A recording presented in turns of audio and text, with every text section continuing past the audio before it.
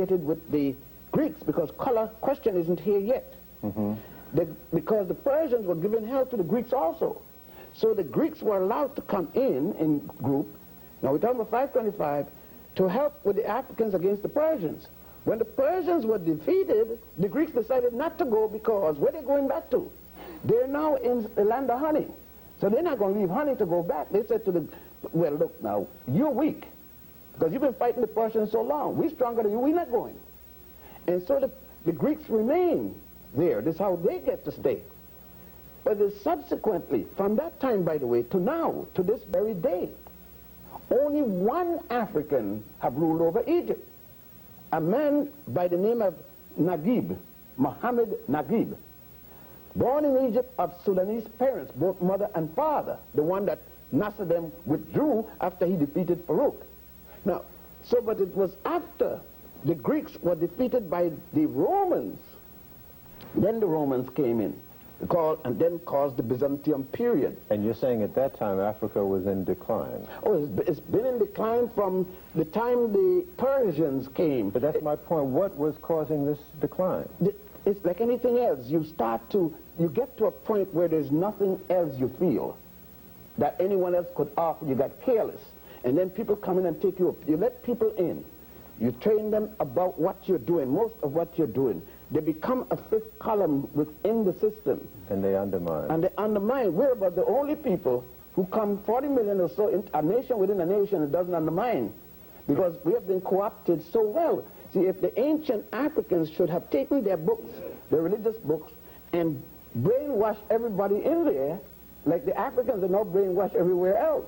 And then we would have supported the system against our interests. But they didn't do that. They could not, because at the time, they even called these people ignoble people, people uncouth.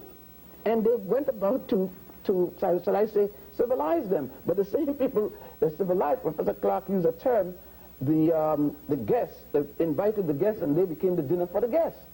And so, but this is the whole thing. We must understand, I think too, the culture of the African, you know, Gil, if you got a home, you got your wife, your family, and you have a certain behavior pattern that you don't mistreat little children, you don't do this and that, and someone comes in, knock down your wife, take over your house. He's a dead man. He's a dead man today. But in those days, you didn't know. You believed that when you saw that man, you saw a man who come in with the same moral values that you have. You have no other point of reference that this can be. You don't know that this man gonna rape your wife, because nobody rapes people in your place. You don't even have a word for rape. So when the man come in and rape your wife, you stand. You says, what kind of behavior is this? Do you see what I'm saying? So when the Africans saw the Asians and Europeans coming at that particular time, he knew that they had enough land. Even in the Jewish Bible, it says, the Torah, in the book of Genesis, the Jewish first book, that when the Hebrews came in, when Abraham and his family came in, they gave him some of the best land. It was a cultural thing. The same thing happened when Henrik, the so-called navigator from Spain, from Portugal, came in West Africa. They gave him land. When the Dutch and the Huguenots from France and so forth came down, they were given land in Monomotapa, now called South Africa. Given land. They were given, even women, they were shared because they needed women, these men. Is there any record outside of Hannibal of Africans being aggressive on other soil to colonize? Yes. Or? Yeah. Unfortunately, yes. Africans went all the way to the banks of the Ganges as fighters and carried into India. And that is where you get your Dravidians from. A group of people in India still called Dravidians, some of them in now Malay and so forth. Which Africans were those?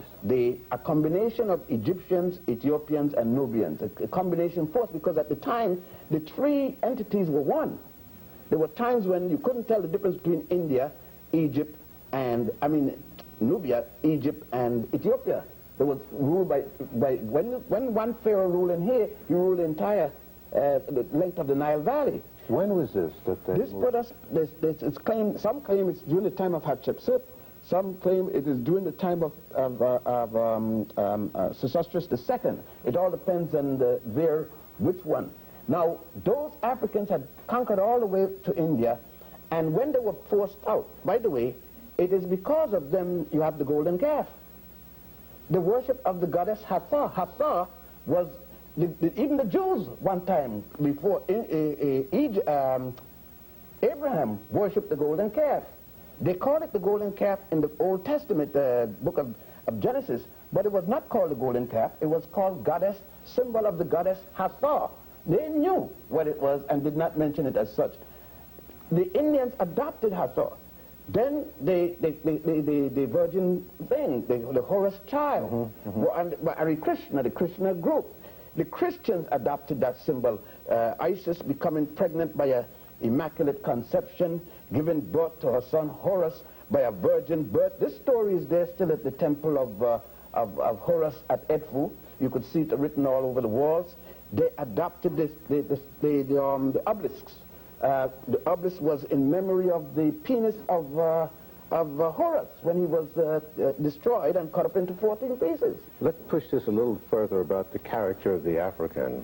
Professor Van Sertima, you mentioned that there were wars, some wars that took place between Africans and Native Americans in early history. Well, I wouldn't define them as wars. There was, in the situation that I particularly mentioned of Clarke, there you have a settlement that was encroaching from that Clarke into parts of the Native American territory, and therefore a clash occurred.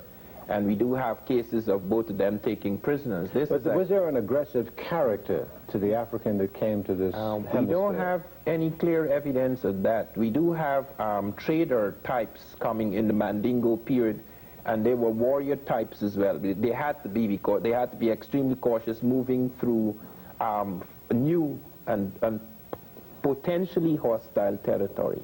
But we do know that in the Olmec period, we do not have evidence of this.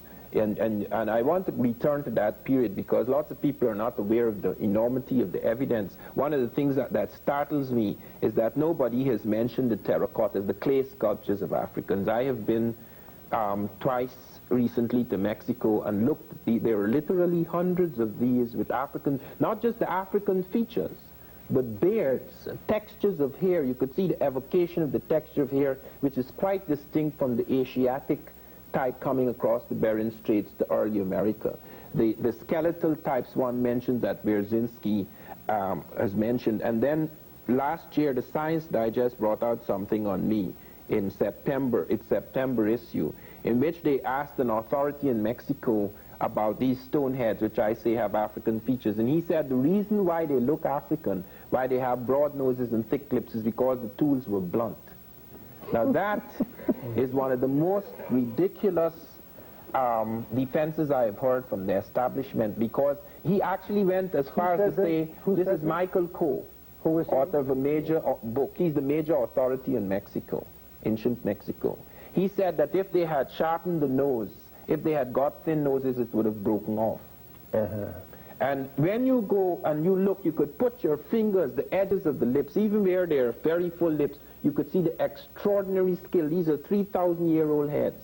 They're done with fine tools, because close by you can see figures done in stone with a different type of nose, different types of lips, the Native American type.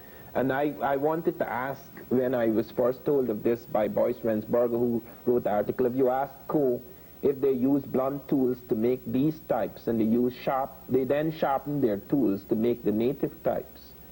Let me just intrude for a minute, gentlemen, and just go to our viewers for a minute and let you know that it is now almost the end of the hour, and as promised, we want to bring to you a full screen, as we call it, bibliography list of materials that you can go to for more information. From Dr. Ben, he recommends that you read The Destruction of Black Civilization by Chancellor Williams, African Origins of Civilization by Cheikh Diop, World's Great Men of Color by J.A. Rogers, and Black Men of the Nile and Family by Professor Ben Yochannan himself. Professor Clarke recommends that you read African Glory by J.C. DeGraff Johnson, Capitalism and Slavery by Eric Williams, Before the Mayflower by Lerone Bennett, and Slave Trade and Slavery by John Henrik Clarke and Vincent Harding. And Professor Van Sertima recommends that you read Africa and the Discovery of America by